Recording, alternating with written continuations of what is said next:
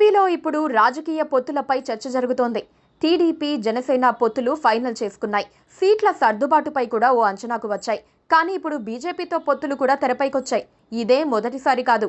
NDA కూటమిలోకి TDP చేరుతుందని గత 2 ఏళ్లుగా ప్రచారం జరుగుతూనే ఉంది. టీడీపీ అధినేత చంద్రబాబు మోదీ విధానాలను సమర్థిస్తానని ఇటీవలి కాలంలో చాలాసార్లు ప్రకటించారు. అయోధ్య కూడా వెళ్లి వచ్చారు. అందుకే ఏపీలో మళ్లీ 2014 కూటమి ఖాయమన్న ప్రచారం చాలా కాలంగా జరుగుతోంది. అయితే అసలు ఏపీలో బీజేపీకి 0.5% ఓట్లు కూడా లేవు. మరి ఎందుకు బీజేపీతో పొత్తు కోసం చంద్రబాబు వెంటపడుతున్నారు?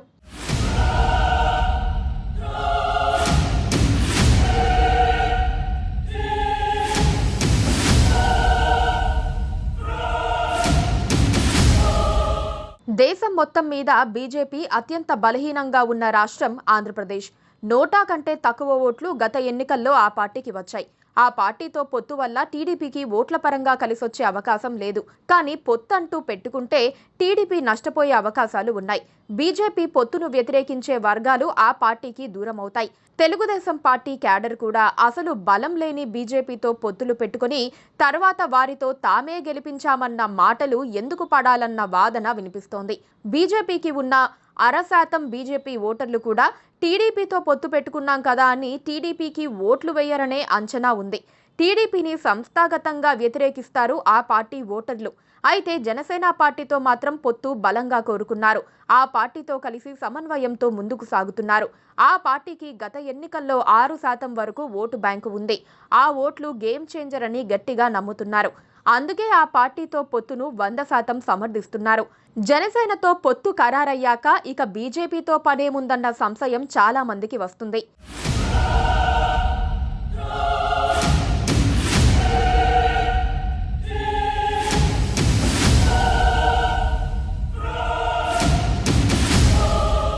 బీజేపీతో పొత్తు కోసం టీడీపీ ప్రయత్నించడానికి ప్రధాన కారణం ఏపీలో వచ్చే ఎన్నికలు ఫ్రీ అండ్ ఫెయిర్గా జరగవన్న అనుమానమే.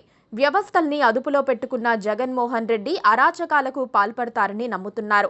అలాంటి పరిస్థితి రాకుండా ఫ్రీ అండ్ ఫెయిర్ ఎన్నికలు జరగాలంటే కేంద్రం మద్దతు ఉండాలని భావిస్తున్నారు. బీజేపీ తమకు మద్దతుగా ఉండకపోయినా వైసీపీకి సపోర్టుగా ఉండవద్దని, కనీసం న్యూట్రల్గా అయినా ఉండాలని చంద్రబాబు కోరుకుంటున్నారు. అందుకే తాము హితులమే అని చెప్పడానికి చంద్రబాబు ప్రయత్నిస్తున్నారని టీడీపీ వర్గాలు చెబుతున్నాయి. దీన్ని బీజేడీ అడ్వాంటేజ్గా తీసుకుంటోంది.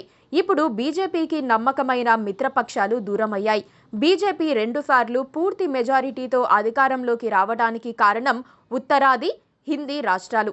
అక్కడ 95% సీట్లు సాధించటం ద్వారానే ఢిల్లీ పీఠం దక్కింది.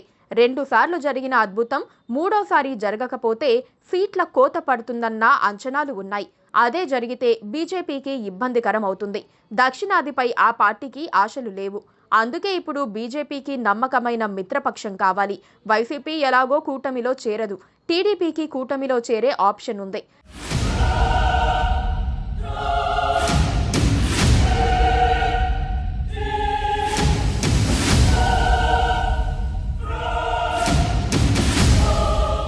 గత ఏడాది బీజేపీ రాష్ట్ర అధ్యక్షుడిగా సోము వీర్రాజును తప్పించి పురంధేశ్వరికి బాధ్యతలు అప్పగించారు. దీంతో ఏపీ నేతల్లో కూడా స్పష్టమైన మార్పు కనిపిస్తోంది. నాయకత్వ మార్పు తర్వాత పొత్తుల అంశం. టీడీపీ అధినేత చంద్రబాబు మీద విమర్శలు తగ్గిపోయాయి. ప్రస్తుత AP BJP chief Purandeswari CM Jagan target గా విమర్శలు చేస్తున్నారు. మరిది చంద్రబాబును పురంధేశ్వరి ఎక్కడా పల్లెత్తు మాట అనటం లేదు. పొత్తులపై పార్టీ అధిష్టానం నిర్ణయం తీసుకుంటుందని ప్రకటిస్తూ వస్తున్నారు. తర్వాత ఏపీకి వచ్చిన అమిత్ షా, జేపీ నడ్డా, ఇతర బీజేపీ నేతలు వైసీపీ ప్రభుత్వాన్ని టార్గెట్ చేశారు. జగన్ సర్కార్ వైఫల్యాలని ఎండగట్టారు.